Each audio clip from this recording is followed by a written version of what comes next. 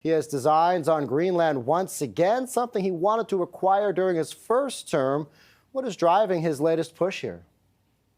Well, I think when Donald Trump comes into office, he's already got a plate full of issues that he is going to have to address, and none of them are easy. Of course, the first being tackling the war between Russia and Ukraine. And we know that Donald Trump has already continued to double and triple down on this idea of mass deportations. And with Congress passing a budget bill that will last through March, the president then has to deal with the politically risky issue of raising the debt ceiling as well as fully funding the government.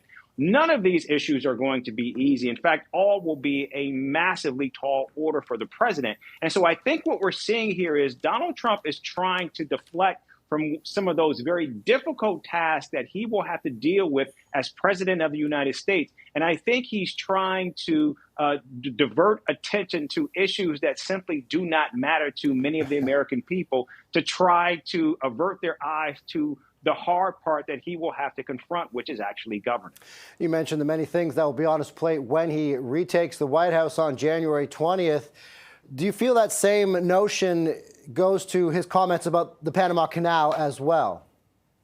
Well, again, I think we are already beginning to see President-elect Donald Trump has already begun to ruffle feathers with many of the United States' closest allies. And I think we're continuing to see him do that with this latest head scratcher about the Panama Canal and, of course, Greenland. But again, I think it's another attempt by the president-elect to deflect from some very difficult issues that he is going to have to address. And, of course, the first being the war in Russia. And Ukraine, with Russia, and because as we know, President Biden has already drew down the last of the $8 billion in funding to Ukraine.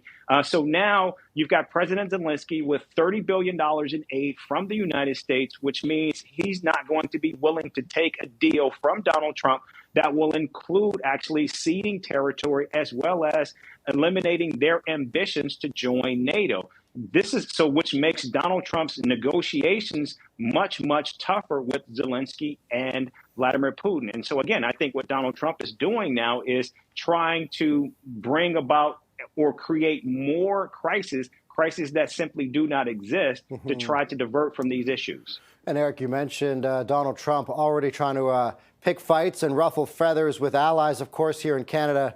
That is something that we've become used to in the last couple of weeks as well. Eric Ham, CTV News political analyst. Greatly appreciate your time. Happy holidays, my friend. Thank you. You too.